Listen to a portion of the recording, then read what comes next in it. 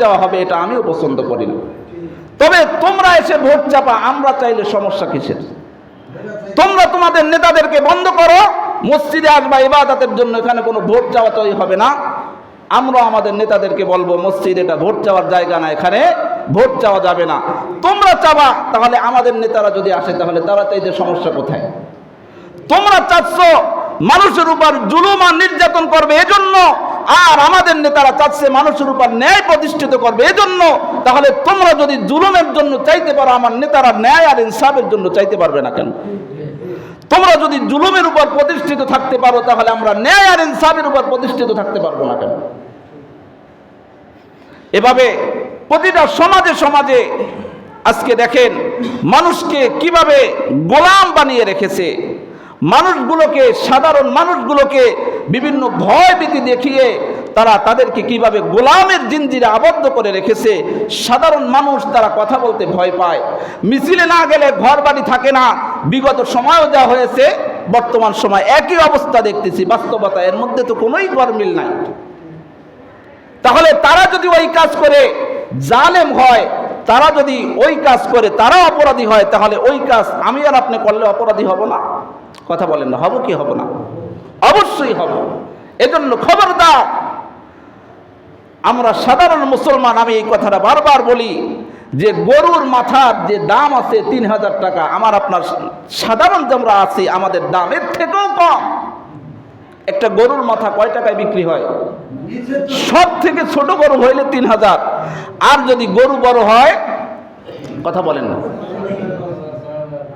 কিন্তু আমার আপনার মাথার দাম হলো 200-500 টাকা। এক কাপ চা খাইলে কি করি আমরা? সঠিক ন্যায়ের থেকে আমরা সরে গিয়ে অন্যায়ের যারা আছে তাদের পক্ষ আমরা অবলম্বন করি কি করি না বলেন? এজন্য নিজের আত্মমর্যাদা, নিজের দেশ মান সম্মান, এটা আমরা কেউ বিক্রি করব না। টাকার কাছে কখনো কোনো একজন ব্যক্তি টাকার কাছে বিক্রি হতে পারে না। আমরা আমাদের বড়দের থেকে শিখেছি। শামসুল হক ফরিদপুরি রহমতুল্লাহ আলাইহি, সদর শাহ হুজুর যাকে এক নামে চিনতেন, যখন এই পূর্ব পাকিস্তান পশ্চিম পাকিস্তান যখন একসঙ্গে ছিল, তখন আইয়ুব খান শামসুল হক ফরিদপুরি রহমতুল্লাহ আলাইহিকে বলেছিলেন যে হুজুর, আপনি জন্ম নিয়ন্ত্রণের পক্ষে একটা ফতোয়া দেন, এই ব্যাপারে আপনার কত টাকা লাগে, আমরা রাষ্ট্রের পক্ষ থেকে সেটা আপনাকে দিব।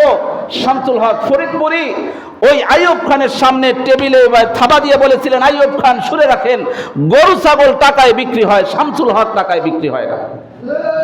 এভাবে প্রত্যেকটা আমরা যারা ইমানদার, আমরা যারা মুমিন, যারা আমাদেরকে কিনতে চায় তাদেরকে স্পষ্ট বলে দেব, শুনে রাখো, গরু ছাগল টাকায় বিক্রি হয়, মানুষ কখনো টাকায় বিক্রি হতে পারে না। এই যে টাকায় বিক্রি হওয়ার সিজন তো সামনে আসতেছে, রাতারাতি 200-500 টাকা খেয়ে আরেকজনকে ভোট দিয়ে দিবেন। এই ধরনের টাকা খেয়ে ভোট দেওয়ার অভ্যাস আমাদের আছে কি নাই?